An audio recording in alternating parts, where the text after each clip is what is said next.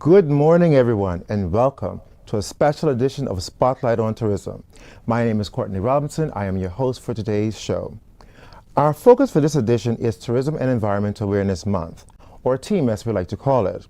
My goal is to share all the exciting details of this annual initiative and to speak to two incredible guests, but more on them later. However, first, let's talk about TEAM.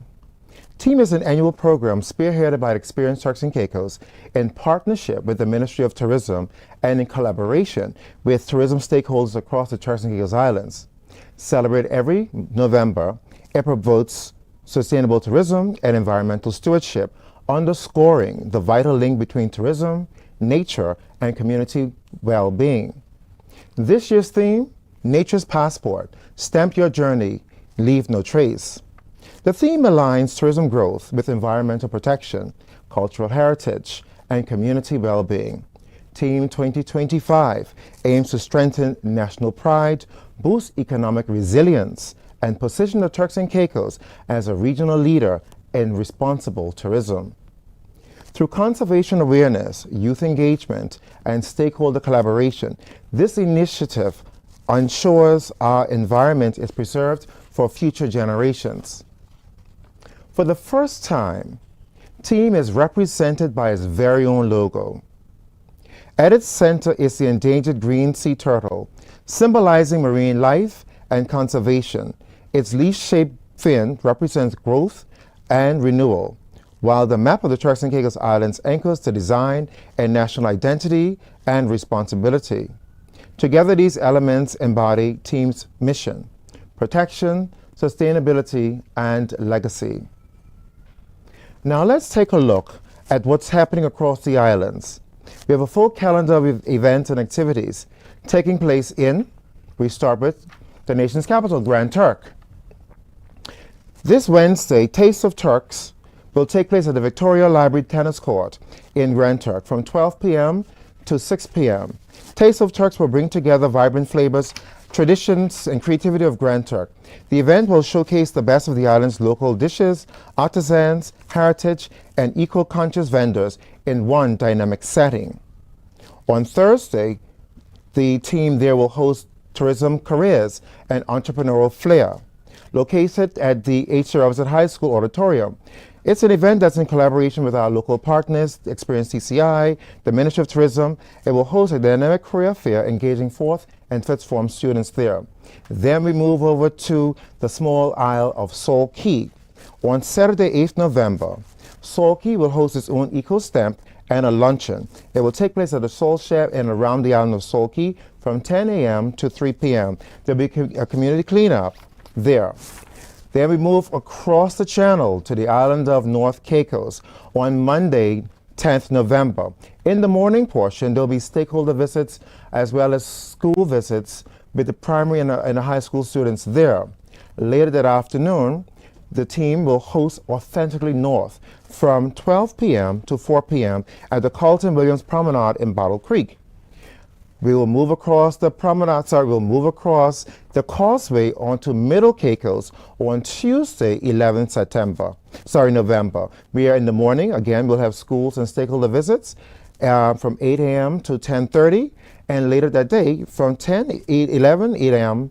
to 3 p.m., we will have the Authentically MC at the Lorimer Park. This Authentic Middle Caicos will bring together the vibrant flavors, traditions, and creativity of Middle Caicos. The event will showcase the best of the island's local dishes, artisans, heritage, and eco-conscious vendors in one dynamic setting. Then we come back down the channel to South Caicos, the Big South. We will move on down to South Caicos on Wednesday, 12th November. Morning devotions will be observed at Farm Foundation Ministries International. Pre-K, primary, and high school students will observe devotions from 9 a.m. Then later that day, from 10:30 to 1 p.m., the team there will host a micro-career fair at the South Caicos Community Center.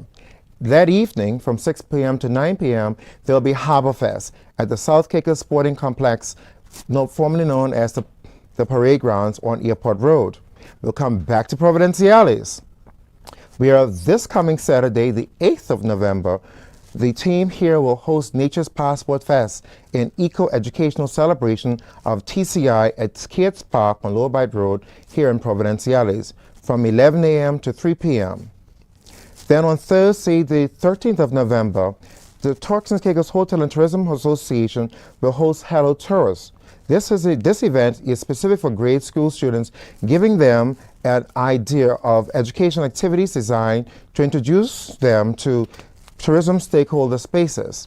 Then on Monday, the 17th of November, we will host Tourism Futures, Youth Career Expo, and Tourism National Speech Competition. This will take place at the Graceway Sports Center here on Provo from 9 a.m. to 3 p.m. The day will open with the National Tourism Speech Competition, a platform for young voices to share their vision on the future of tourism. At the conclusion of the competition, one outstanding student will be named Junior Minister of Tourism for 1 year. Following the competition, there will be the Youth Career Expo, a dynamic, interactive event that connects youth with industry professionals across a range of sectors. Then on Thursday, the 20th November, we'll have a dynamic, supersized Nature's Passport at Island Fish Fry that will take place at our usual location at Star 7 Plaza on Provo. Now, what could be a team event without a cleanup campaign? On Saturday, 15th November, we will host the EcoStamp All-Island Nationwide Cleanup Campaign. EcoStamp is a cleanup initiative that invites residents and visitors across the island to participate in organized cleanups while exploring the natural beauty of each island or key location. So, make sure check your local newspaper or follow our media pages for events and posters, details for the show. We'll now take a short break and return after this message from the Honorable Shivago Jolly, Minister of Tourism, Agriculture, Fisheries, and the Environment.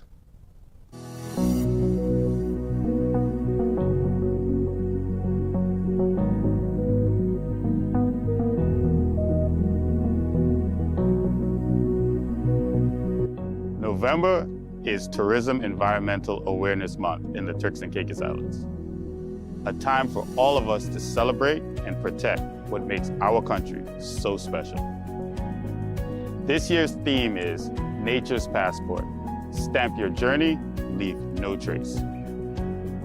Every walk on the beach, every dive beneath our clear waters, every visit to our islands is a stamp in that passport, a reminder of how connected we are to this beautiful place.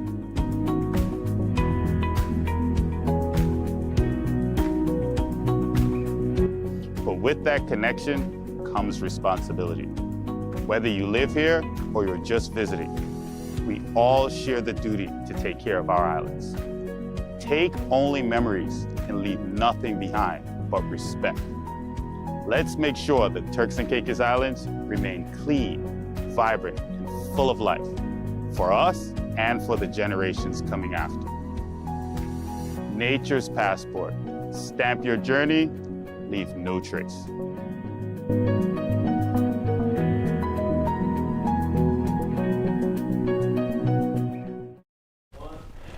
Welcome back.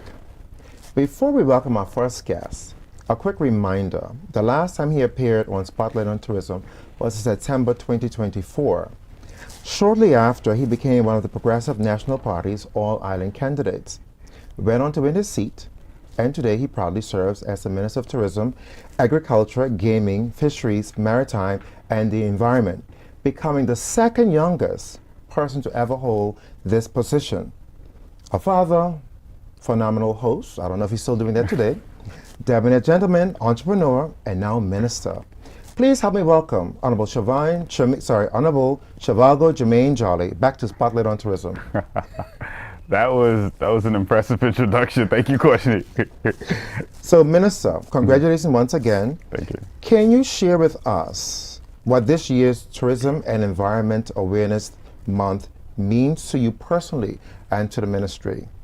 Well, first, I'd like to thank you again for the opportunity of being a guest on Spotlight in Tourism. I think the last time you hosted the show, I was your guest. So this is our first anniversary. So I think every time I appear on this show, my life seems to improve quite a bit. I mean, I get a larger workload, so I'm not looking forward to next year, but keep our fingers crossed. But I'm very, very excited about Tourism Environmental Awareness Month.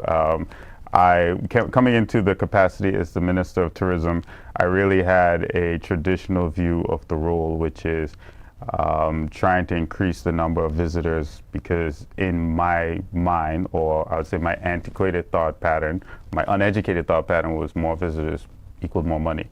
It didn't take me long working with the experts in the field, including our new CEO of Experience CCI, who's going to be a guest as well, and just being around the individuals, the knowledgeable individuals, and getting a better understanding of there's so many different types of tourism, and you have to find the version that fits you. And for us, we've obviously been doing the high-end version of tourism very, very well for a number of years, and I think we're highly regarded in the region. But the sustainable, resilient aspect of that is key. We're not a very large country. We don't walk around with a large population, especially a local population, and we just don't have an infrastructure that can easily sustain the number of visitors that we currently do. And with growth, especially with all these projects we have in the pipeline, the only way to preserve any kind of environment for the next generation is to ensure that we enforce sustainability and resiliency in everything we do, from a development aspect in terms of making sure that every project that comes on stream now has a responsibility to be self-sufficient, from waste management, water production, energy consumption. They have to operate. I like to use the cruise ship example, where every cruise ship is self-contained, from food dehydrators and recycling. That's the kind of development that we need to look forward to. That's the kind of tourism that we need to look forward to if we want to have something in the future. So speaking to that, are there any plans to introduce or strengthen legislation that mandates eco-certification for resorts, tour operators, and tourism-related businesses? Absolutely. We're in the process of working on the sustainable tourism policy. I'm in partnership with the Premier. This is, as usual, as a politician, I'll gladly take credit for it, but it was his initial idea. And we've been in partnership with Experience CCI and me at the Ministry of Tourism, working with him at the Premier's office. We're currently designing the framework for this policy, and it's going to have every aspect from it and make it a criteria from the development agreement to even the finished product, and it'll take into consideration whether environmental levies or requirements, and it takes into consideration waste management, both solid and human waste. The reality is the government is financially responsible for every aspect of the impact of humans on this country, from the roads to the dump that we manage to the environment. The government has the financial responsibility, and there are many projects here that contribute, yes, through the accommodation tax, but that's a financial burden of the traveler, and we don't have any form of capital gain tax or income tax. So I think many of these businesses have had the opportunity to be successful without really contributing financially, and we need to put in policy, make it a requirement for any development, new and existing, to make a financial commitment to ensuring that we have a sustainable project to offer.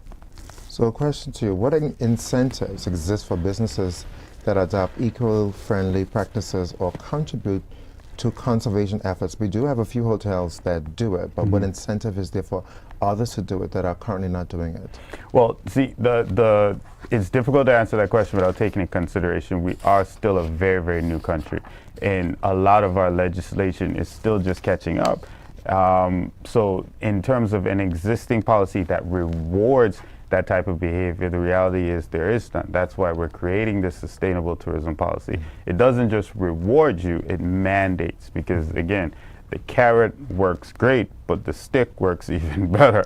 So you want to make sure any kind of policy or legislation has the teeth behind it, because in the past we've gotten by expecting our partners in this industry to be good corporate citizens. And I think for the most part we've been very fortunate and blessed to have that type of partnership. But the reality is time has changed. We've become more of a capitalistic society, and it's really all about dollars and cents. So we can't really count on individual businesses to think in our interest first. So not only do we have to now search for the kind of products that fit what we want, not just in Providenciales, especially in the outer islands, because the carrying capacity report that we conducted has given us a playbook, a framework of what we need to do in the other islands. So not only do we have to go out there and find partners that match, we have to make sure we have the policy in place that not only punish them for not abiding, but like you said, rewards them for taking what's important to us seriously. This leads to my next question. How is the ministry, per se the government, working to balance tourism growth with the environmental preservation, especially in our fragile ecosystems, like the mangroves or coral reefs? It's a very challenging job. I love being the Minister of Tourism, and I love being the Minister of the Environment, but the reality is there are direct conflicts, because tourism is a funny business. In order to be successful, you really have to put a beating on your country. And that's the reality of it. It's impossible to be good at it, even the most sustainable of it, because there are countries in Europe that do well at it, but we're an island destination. So people expect to drive on the roads, go to the beach, and we don't have this public transportation system. We don't have electric cars. We don't promote bicycles and walking. So they have to come from the airport, and they're caught up in the same traffic as the staff. And, you know, we have people trying to take their kids to school at the exact same time. Then they go on the beach, and they're swimming in the water with sunscreen, and everything here is imported. So they buy something, it has to go in the garbage. We have a responsibility whether recycle it or compost it. So the whole scope of tourism, it's very taxing. But then I'm also the Minister of the Environment, and I have to be conscious of what this thing that makes so much money for us does to our country, because I have a responsibility. Every time I visit a school, I have to understand in the next 20, 30, 40 years, however long I serve in this capacity, these young people are going to remember that they spoke to me at a point where their country looked a certain way, and then after I would have served my term, it didn't look the same way. So I have a responsibility not only to return Turks and Caicos environmentally in a position that it is now, but better. There has to be some kind of improvement. So that's where the sustainability and that's where the resilience come in. I honestly believe that the Turks and Caicos has the opportunity to be the poster child, the front runner for sustainable Caribbean tourism product. We've mastered high end just by the grace of God. He's given us sand, sun, and sea, and somehow we've been able to package this into a very expensive, high quality product. If we become more proactive and hands-on, kind of take that private sector mindset to not only high-end, but to making sure that sustainable is packaged in a way that's palatable, I am not only confident that we can continue to do the kind of numbers, but we can prove that you don't need high volume to have a strong economy based on tourism. Okay, good. So you mentioned young people. What role do you envision for our current youth, because they're here today, and future youth in shaping the future of sustainable tourism for Turks and Caicos? I'm looking forward to some of the youth engagement we're going to do during this month, because I think it's important that we make the message clear to young people in this industry now and the young people that are in this industry coming. They're in a better position of leverage than we've ever been in this industry. So many of the projects we have now or would have accommodated in the past, we didn't have any leverage. I don't like the word desperate, but we were on the B side of the negotiating table in terms of what we can offer and what we can expect. And that stemmed from development agreements to even hiring process. Not all of them were in our favor because we needed the tourists. We needed the hotel. We needed everything. But right now, as in the past, Turks and Caicos is a highly sought after destination, especially to invest. We see it in our real estate market. We see it in the pipeline for all these hotel developments. So now we can dictate the partnership. We can say that locals need to be a big part of anything you do, not only from an employee perspective, but from a self-employed perspective, from a business owner perspective. We know what the kind of economic impact these resorts can have, or these projects can have. And I always say it, and I stand by it. If my people don't benefit from this tourism product, then there is no point. There's no point beating up our country if we're not the ones making the money off of it. So we're at a point now where we can make demands before the ribbon is cut, before the groundbreaking, and say, these are the expectations we have. We want you to not damage our environment, and we want you to empower Turks and Caicos Islanders. So those are laudable things to say. However, we do speak to beautiful by nature. We speak to being a luxury destination. And we have all the fauna and flora in our country at the tip of our finger. And we do talk about being eco-friendly and being eco-conscious. How does eco-conscious branding strengthen Turks and Caicos' competitive advantage in the global market space? Well, it's no secret now that the average traveler is just more savvy. I think with the access to information, not just on the booking websites, but even social media, travelers can do so much more research now before they decide on where they want to go. And the average traveler now places more emphasis on sustainability and impact. They look for, I've seen it on the booking websites, the green leaf, similar to what we have with the team's logo, that show that this resort is eco-friendly. I was at Solterra the other day, and they have the recyclable bottles that they offer now, and they use the recycled water that you can use. They know now that the average traveler places a greater emphasis on these kind of accommodations that care about its impact, not just on the environment, but ultimately climate, and take it from a resiliency perspective, where I always think the only way to be resilient is to incorporate culture into your tourism product. They also want genuine, culturally immersive, not just experiences. So they will do the research and say, I want to do what the locals do. And that takes it to another level of what can be offered. And I think some of our partners in the region have done a better job over the years of incorporating their culture into the tourism product. And I think now we're in a perfect position, especially since the carrying capacity report has told us about the benefits of it. We understand now we can incorporate our culture more into our tourism product through product management. We can provide a more unique, uncopyable version of a product. They can't go anywhere else and get what we offer in Turks and Caicos. This is true. But for us, we do focus on high net worth travelers, but we also want these travelers to who prioritize sustainability, authenticity, as well as eco practices. We, as of late, this is what many tour operators are doing at many of the far-flung countries like Fiji, Tonga, a part of the world. We are a destination. We speak to beautiful by nature. That is who we are, and our tourism is as we say, tourism is everyone's business throughout the years. So, do you think that we need to do this? Because I think in a way we should do it. But from your standpoint as the Minister of Tourism, what measures need to be taken to attract these high net worth travelers who prioritize this type of traveling experience? I think the most important thing, and I've learned this, is serving in this capacity is marketing. How we market, where we market, to whom we market. And nothing has taught me that valuable lesson more than when we look at the trends following COVID.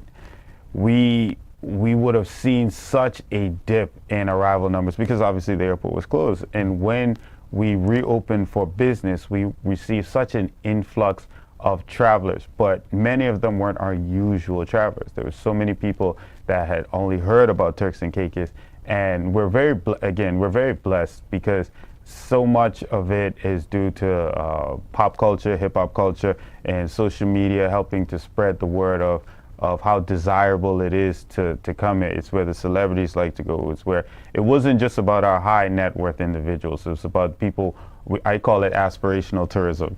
People who want to look like the high net worth individuals. And that's fine because, again, Turks and Caicos is for everyone. I always say that we're high-end travelers are primary, but we welcome everyone. So what happens is if you're a high-end destination, you never want your base to become the minority of your client base. And that's what ultimately we saw a shift. We saw what used to be kind of our auxiliary traveler, which was kind of bolstered what we did in the high end, become our primary base. And a lot of this has to do with the transition from the tourist board over to Experience DCI to DMO, and we had more of a strategic marketing plan. We had remote offices in different locations. We were more strategic about how we market. I think we still do a good job, but we need to kind of look at the whole process and understand if we want to attract this specific guest, we have to market where they are. We need to market in the FBOs. We need to market where high net worth individuals frequent. And more importantly, we need to offer them products that they would enjoy. And I keep saying this, and I want my people to understand, there's only so much you can get away with sand, sea, and sun. You have to offer more. And I love to use this analogy. We look at certain things and we think, I would never do that. That is so expensive. If somebody walks up and say, Courtney, let's go on a helicopter ride. Let's say, well, you're a very adventurous traveler, so you're probably like, yes. Or let's have dinner on this platform lifted by a crane, or let's go on a yacht and pull up at a day bar. And we look at these things and we think, that's so expensive. But you have to think like your client base. I'm going to say this. When you have a lot of money, you don't want to do the things that people who don't have a lot of money do. That is reality. The whole point of having money is to separate yourself, especially when it comes to your hobbies. So we need to start thinking as a high-end destination. We have to start offering these out of the usual experiences, and we can tie them to our culture. Other countries do it all the time. You talk about Fiji and some of the other countries, especially in the Mediterranean. They have made their culture such a big part of their high-end product, and we can do it. There's no reason we can't have the floating restaurant from the crane, the helicopter rides, the whatever it is that the rest of the world finds appealing. We can offer it, and it can still be Turks and Caicos based. So how do you foresee the Turks and Caicos Islands influencing global dialogues on sustainable tourism in the Caribbean and beyond? I truly think we have the opportunity to be the face. Again, look at what happened with high-end tourism. And I would never take any credit away from previous administrations, previous chief ministers, and previous premiers. I know the amount of work that would have went into creating the tourism product that we have, but so much of our high-end tourism notoriety came just because of who we are, because of the way that God blessed this archipelago. And I think the rest would have been through hard work. I think the same thing applies to sustainable tourism. We have the opportunity to be the face in the Caribbean. I always make the analogy. The advantage we have of being a small island nation is similar to the Titanic versus a small boat. When the captain of the Titanic spot that iceberg far out, they were far away, but to turn a vessel of that size is near impossible. We are like a smaller, more agile speedboat. We can maneuver, we can change with the tide. We can create policy and legislation way ahead of our larger competitors because they have a framework that's designed with red tape and it's slow, but we can be cutting edge. And this is one of those opportunities with sustainable tourism.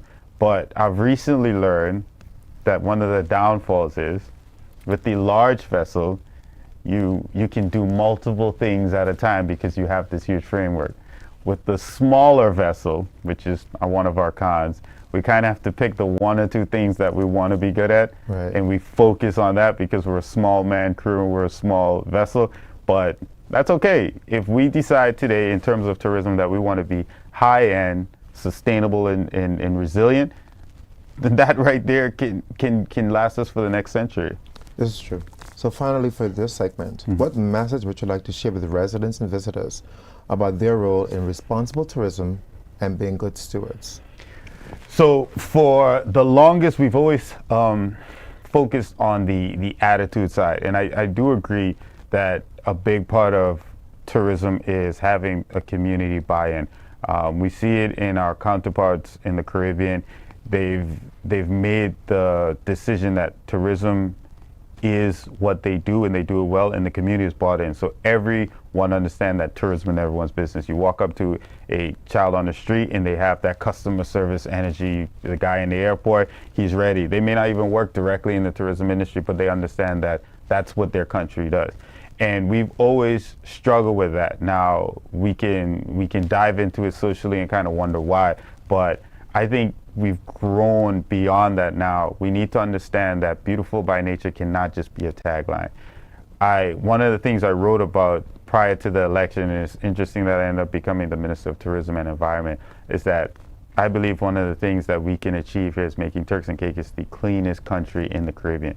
It takes major legislative cojones and compliance and fortitude, but it's because of the size of the country is something that is achievable. When you look at the square miles and the landmass, our population, I always make the joke, I have more people on my university campus when I was an undergrad than we do in this entire country.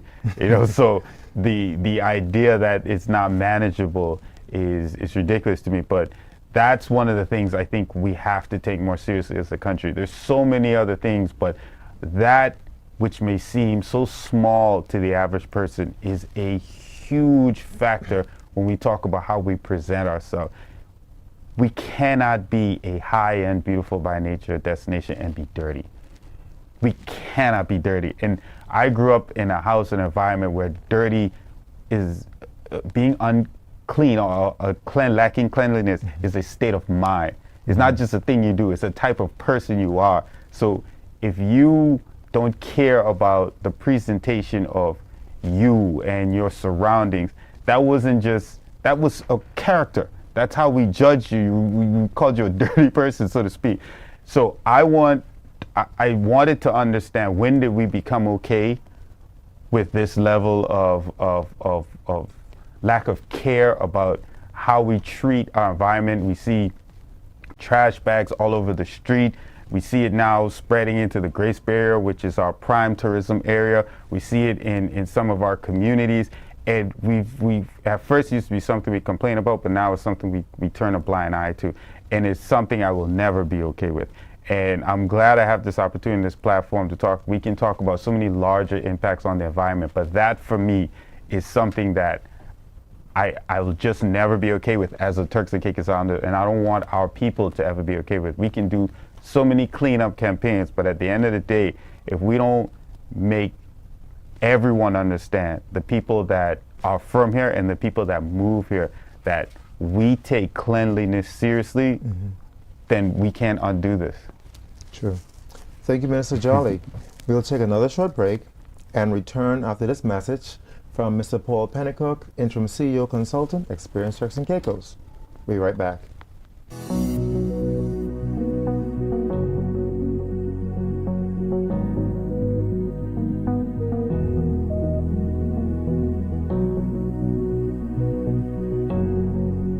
The Turks and Caicos Islands have long been celebrated for their breathtaking beauty, crystal clear turquoise waters, endless white sandy beaches, and pristine natural landscapes. Our greatest achievement will be keeping everything that way. This Tourism and Environment Awareness Month, Experience Turks and Caicos invites residents and visitors alike to explore responsibly, to stamp their journey by discovering our rich culture, our award-winning beaches, and the vibrant communities that make up our archipelago, all while leaving no trace behind. We want you to enjoy our paradise, while helping to protect it. As the organization responsible for managing our tourism product, we're proud to partner with tourism stakeholders and local businesses to make sustainability an essential part of every experience. Because protecting our natural environment isn't just good for tourism, it's vital for our collective future. So whether you're a visitor or a resident, explore, enjoy, and most of all, help us to protect paradise. Nature's passport. Stamp your journey. Leave no trace.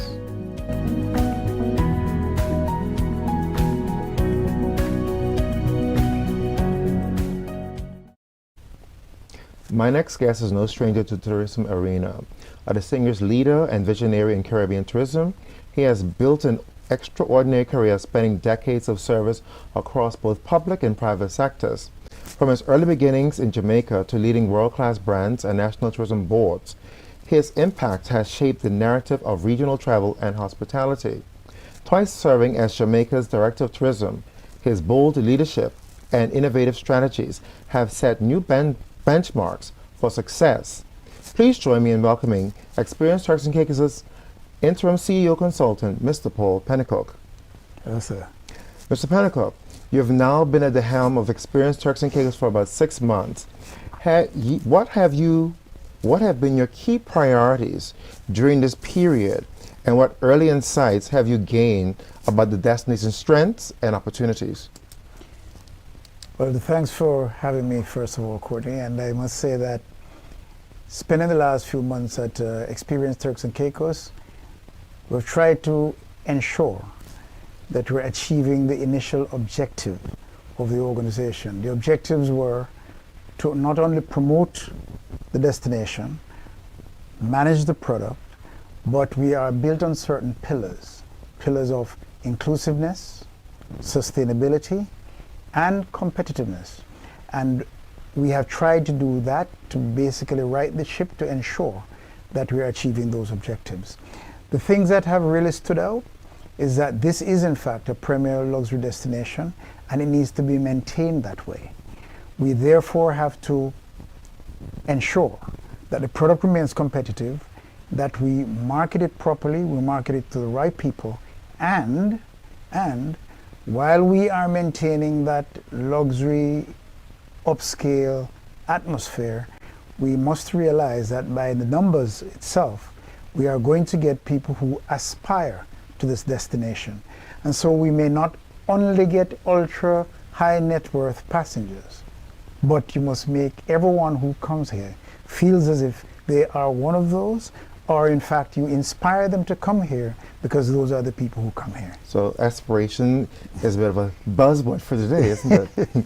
So having led tourism boards in Jamaica and Curacao, two vibrant Caribbean destinations, how would you say Turks and Caicos distinguish itself from our regional counterparts in terms of brand identity, visit experience, and growth potential?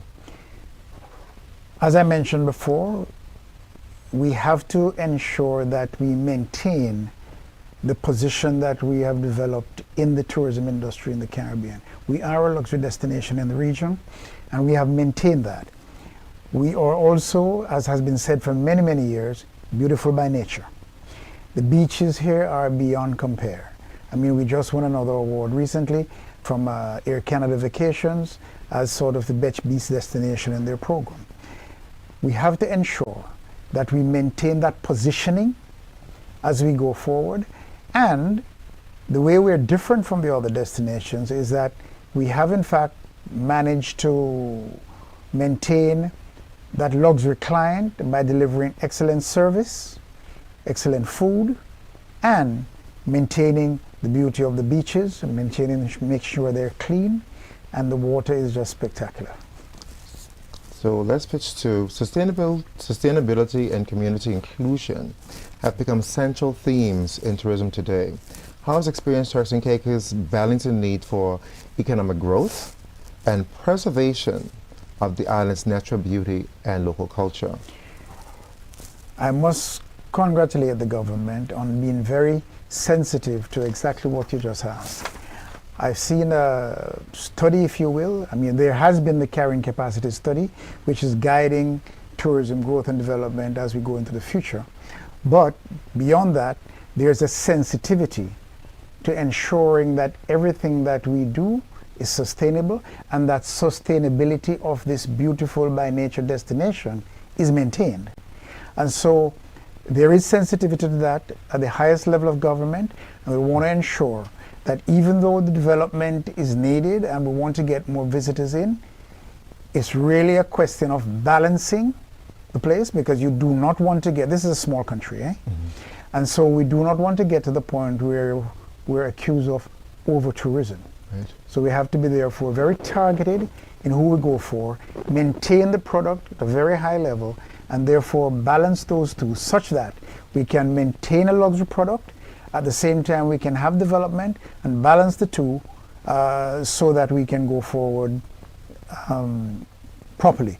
I must mention also that the objective of moving tourism out of any single island into the other islands is a major part of this, because as we develop on the outer islands, we will balance the whole scenario better, where we will make use of empty lands that are out there in development. And we will also, if you take North Caicos for example, there's a very attractive eco product in North Caicos, and we can therefore develop that even some more, and at the same time decrease the intensity on an island like Providenciales. Talking about local artisans, what role do you see for these local artisans that you speak to briefly, culinary specialists and cultural performance, in enhancing their authentic visitor experience? Absolutely. One way of enhancing the visitor experience is by making sure that the visitors get immersed in the local culture, the local cuisine. These local artisans play a vital role in that, because there are some excellent chefs here who have been able to blend European with Caribbean fusion, Asian with Caribbean fusion, and reuse fresh foods from the farm to table type event. So that's the culinary aspect of it. The artisans who do other things, also very important, because the whole cultural, historical aspect of the tourism is very, very important, because today's traveler is looking for fulfillment. They don't want to come and just flop on the beach. They want to enjoy and have fulfillment in their visit to the destination. And the best way to do that is to get them immersed into the local culture, the local history, the local cuisine, etc. So keeping along that same line, how is Experience Turks and Caicos working to ensure that Turks and Caicos Islanders benefit directly from tourism opportunities? As I said before, one of the pillars of the new destination marketing organization, Experience Turks and Caicos, is inclusiveness. And that inclusiveness means all Turks and Caicos Islanders should be involved in the tourism, because tourism is for everyone.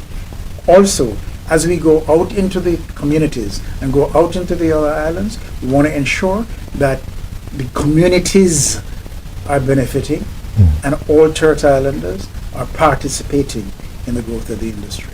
We live in a global space, a technology space.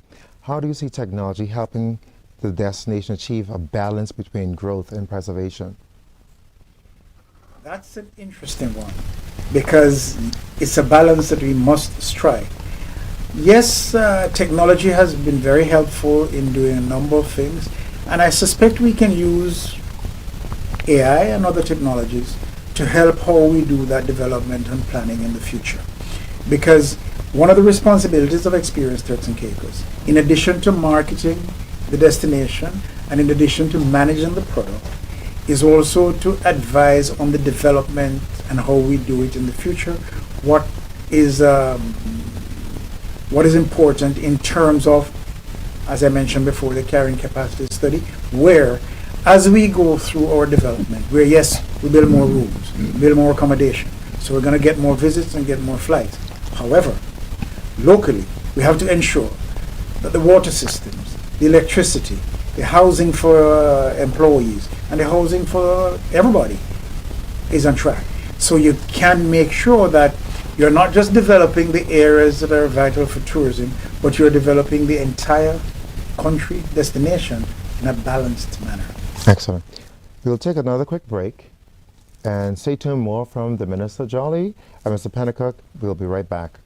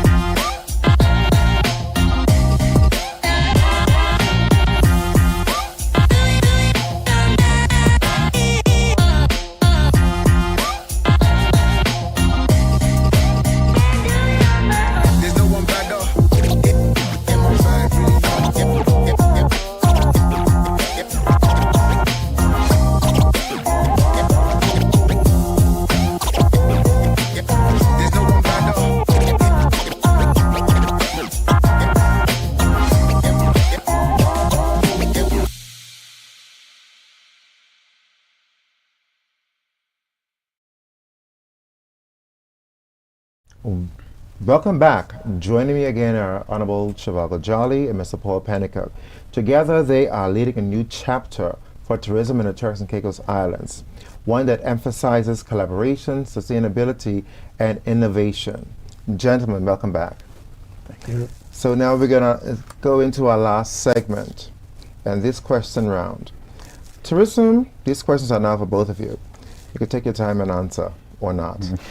Tourism remains the economic lifeblood of the Turks and Caicos.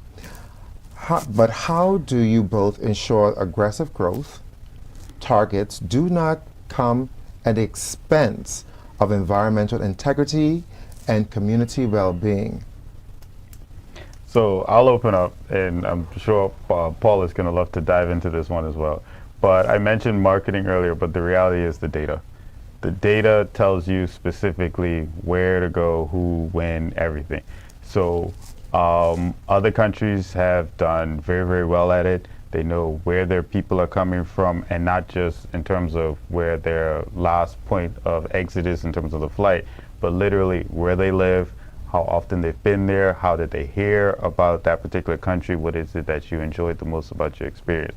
So for us, bringing experienced TCI and the entire Ministry of Tourism into the modern age of data collection and then weaponizing this data so we can properly spend our marketing dollars strategically is the best and only real way of taking us into the new age, really.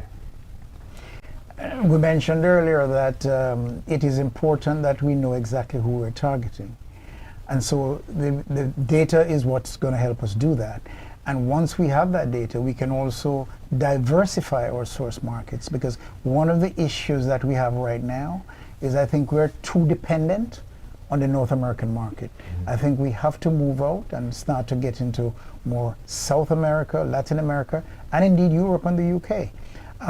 But the data is what's going to help us to do that, not only diversify our source markets, but when we go into those source markets, to go for the right clientele. So leave no trace is a powerful slogan for this year's theme. How do you feel government, along with experienced Turks and Caicos, will hold tourism industry accountable for actually implementing sustainable practices beyond promoting messaging? I feel like you're targeting me now. But so it's an excellent question. I think it's not by accident. The tagline for this year, the theme, is spot on. Stamp your journey, leave no trace. And that doesn't just apply to the visitors, that apply to the hotel owners as well. That's right. We want you here, but you have to leave it in bare minimum the shape you met it in. It'd be better if you can leave it better, but at bare minimum, leave it the way you left it. And in my opinion, as a policymaker and a legislator, policy and legislation is the only way to go. I like what you suggested earlier about incentivizing, because private sector does well with incentives, but I'm a firm believer, if the carrot doesn't work, the stick will. So you create the kind of legislation that has the teeth and you hit them in the pocket. If you don't take the environment seriously, that's fine. The government has been running this country for a long time. We will take the money and we will do it ourselves. So whether it's a levy, a tax, a fine, tied to a reward system, that is fine. But that sustainable tourism policy will speak specifically to the rewards as well as the punishment for not prioritizing our environment. And absolutely, and the size of this country, this destination, makes it imperative that we maintain the environment a certain way, because once again, as we go for growth, we have to ensure that we are maintaining the environment as we go down the road, and we do not get into a scenario where, you know, the place is just polluted, frankly, because we did not maintain the environment properly. But absolutely. So speaking about inclusive growth and pollution, is there a point at which the Turtles Island should say enough, setting ecological limits on visitor numbers or development density to protect our natural assets? So again, you keep hitting me with the policy stuff. I think to be honest, we're at that point, quote unquote. The carrying capacity report is quite clear that any development, any growth we experience now has to take place in the outer islands, and it has to be strategic. It didn't go as far as to say that Provo is oversaturated, but it made it clear if we continue on the path of allowing development to be primarily focused on Provo moving forward, we're going to enter into that scenario that Paul described. Over-tourism isn't just a term for us. In other countries, it's something economically that you should be afraid of. For us in the Turks and Caicos, because of our small and sensitive environment, over-tourism can be devastating for us. We could not recognize this country in 30 or 40 years if we don't make this product sustainable. This isn't a necessity, this isn't a bare need. This is our survival in terms of sustainability. We cannot have, the numbers are going up every year, 700,000, 800,000. We cannot eventually get to 1 million, 2 million overnight visitors in Provo alone and expect this island to look the same. We have to start directing the development outside, the visitors outside, and it has to be the right kind of development and the right kind of visitors. I remember in the 2000s, that was what the then Premier Michael Missick, that was his initiative to get going. But we got sidetracked with that.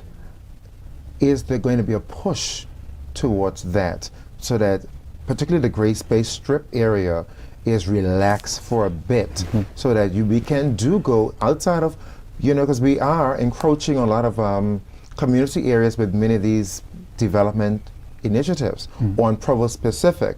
But is there genuinely going to be a push, you may say it's targeting you again, to focus on the outer islands?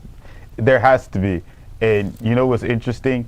The private sector, always leading the charge, has already taken this step. We see in North Caicos with the resort, Island Breeze, Kedro, yes. They built this top-of-the-line resort in anticipation of the growth that's going to match. They got ahead of it, which is how you're supposed to do it.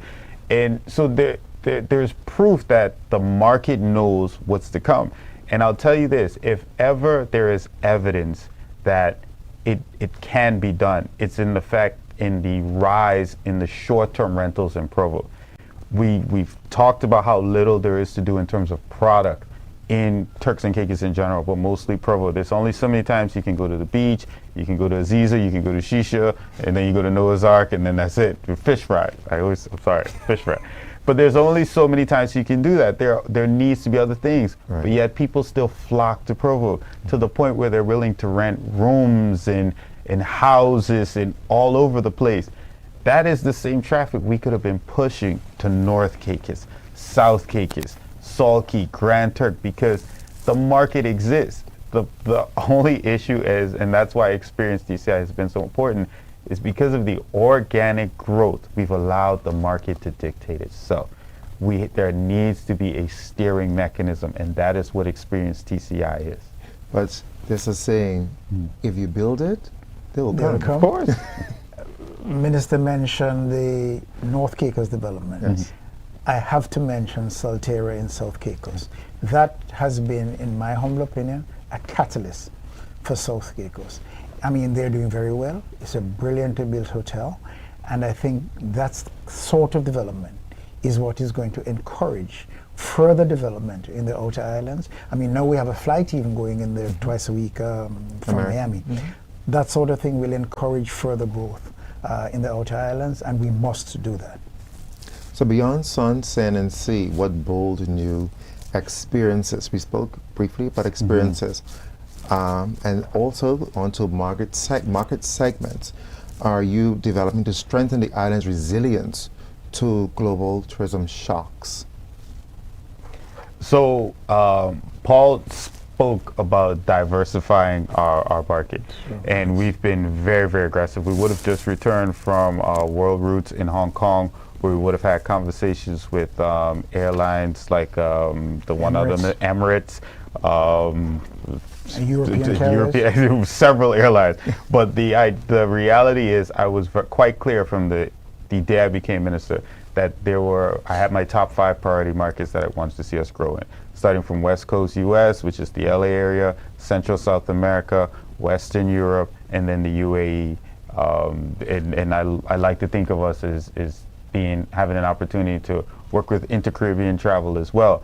But those primary areas represent the kind of diversity that we're looking for, because although we're a high-end destination, we've only been focused on high-end in North America. Right. But there is high-end all around the world, and that's the approach we need to take that builds the resiliency. And in terms of the product development, I am 100% sure that Paul and the entire Experience DCI team is tired of me, because everything that's interesting or even remotely compelling, I am sending them emails, I am sending them forwards, and I am sending these people to them, from extreme diving competition, extreme sports, anything you can think of, not film festivals, anything you can think of, because I realize now we need to be hosting these things. We need to be engaging with these people. Turks and Caicos, not just Provo, is prime. You look at Grand Turk. Where in the world do you walk a couple hundred feet, if that much, off of the shore, and it drops 1,000 feet? That is a phenomenon. Why aren't we capitalizing on that? Because other countries do. So wherever it is, we're interested in engaging. Bare minimum, having a conversation. Not everything materializes, but one thing you can say about the private sector, if you say it won't happen, you're right 99% of the time. But that 1% makes a huge difference, and that's the approach we need to take.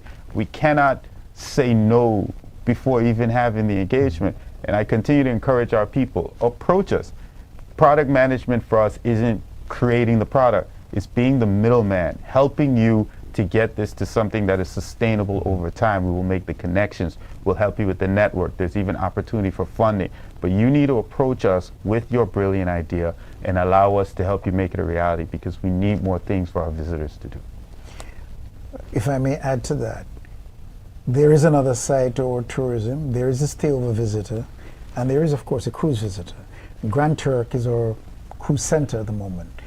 The other area that we're looking at very seriously is to enhance the Grand Turk area with more attractions, historic, water, whatever, more attractions, so that the people who are visiting Grand Turk, the cruise visitors who are visiting Grand Turk, will have more than enough things to do such that we can keep it going and not hear that they're coming there and they're not staying on land too long, they're getting back on the ships because there's nothing to do. So we're looking seriously at that as to how do we enhance places to visit and attractions in the Grand Turk area. So let's speak to transparency and collaboration. How will your officers, policy and implementation, ensure transparency that align in decision making so that sustainability is not sidelined by commercial interest? All right, so I will speak to policy. I think if I had to give myself like a scorecard for my first few months as minister, obviously there'll be A's everywhere, right? But one area that I think I definitely can do better, and this is the communication, and I think that ties to transparency. Is not an approach of not wanting the community to know, because I've never been one. The second you get me on one of these shows, I end up telling you everything we're working on. So it's never me trying to hide it from my people. But I do think that's probably one of the private sector mindset adjustments that I'd have to make, because in the private sector, you really just go, get it done. When you have a final product, you present it. You kind of undersell and over present, over deliver, right? So it's something that I'm very much accustomed to. But what I realize is when you've gone out there and asked many people for their vote, and they've gone to the polls and actually given you that vote, there's a certain level of accountability, and it's regular, it's consistent. They want to be involved, they want to know what's coming, because if I'm being completely empathetic, I do understand, because if I'm not telling them what's coming, how can they prepare? Right. What can they expect? It just leaves the opportunity for the mind to run wild, because there's always fake news or unreal suggestions out there. So if I'm not putting reality out there, then it only leaves room for mischief. So I think from a transparency aspect, the communication needs to happen better from me, because we are doing things, especially on the tourism side, especially with Experience TCI.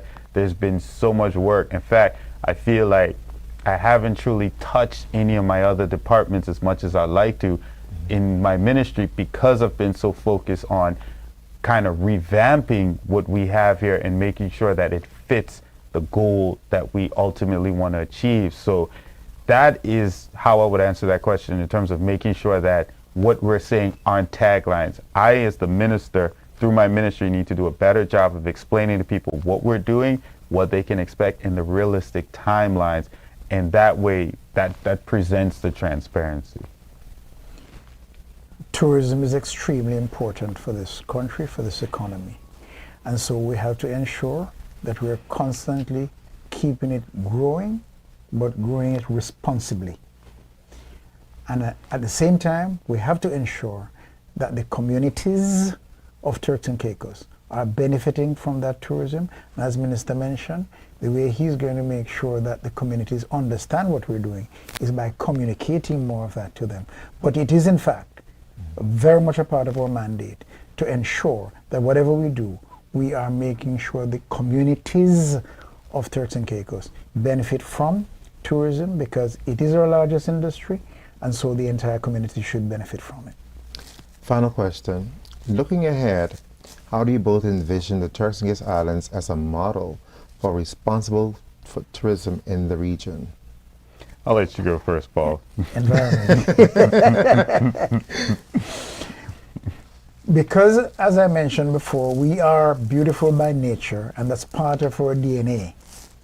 That almost gives us a singular responsibility to ensure that we maintain that natural beauty and that environment beyond compare. As long as we are able to do that, maintain that wonderful environment, and make sure that we're eco-friendly, all those things, we will in fact become a model in the Caribbean. We do not want to allow commercialization of the industry to overtake all our environmental practices. We have to ensure that it's balanced as we go along, and we must leave no trace, as it says. Perfect. Any final thoughts? Yeah, well, I guess to answer that question, I'll try to be brief. I think I talk about the small boat being agile and only being able to focus on these small number of things, which is a big challenge for me because I want to do everything, right? As the Minister of Tourism, I want to see us as the Monaco or the Saint-Tropez or the Fijis or the Galapagos Islands, anything you could think of, because I am of the mindset that there's nothing too good for my people. There's nothing too good for my country. So why can't we be like all these other places? But we have to start small. We have to start building, and we have to start with policy, and we have to start with strategy. But what I will say is, if we fully buy in to what our market is, the high-end tourism and the sustainable version of that as a community, as a people, through legislation, through the decision-making process, it needs to be everyone, and everyone needs to understand that that is our mission forward, because it can't be up for debate. It can't be making exceptions, whether it's to this type of product or whether through this type of development. It has to be a complete buy and buy, not just the government, the entire community. So that for me, in terms of what we are, that's how we're going to get there. But I don't see any reason why we can't ultimately be the gem, not just of the Caribbean, but the entire world. There's nothing too good for my people and my country, especially in a field we've been working in for decades. True. Thank you, gentlemen. It was a pleasure having you both on today for the special edition of Spotlight on Tourism. Again, ladies and gentlemen, just a reminder before we go away, we have Island Fish Fry tonight taking place at Stubbs Diamond Plaza from 5:30 to 9 p.m. And again on Saturday, the 8th of November, we have Eco Passport, Nature's Passport at Kids Park in Lower Bight Road. Again, the theme for Tourism and Environmental Month is Nature's Passport. Stamp your journey, leave no trace. And look for our events and activities that are taking place on our social media pages and your local newspapers. That's it for me. I'm Courtney Robinson. Thank you for joining me with this special edition of Spotlight on Tourism. Take care.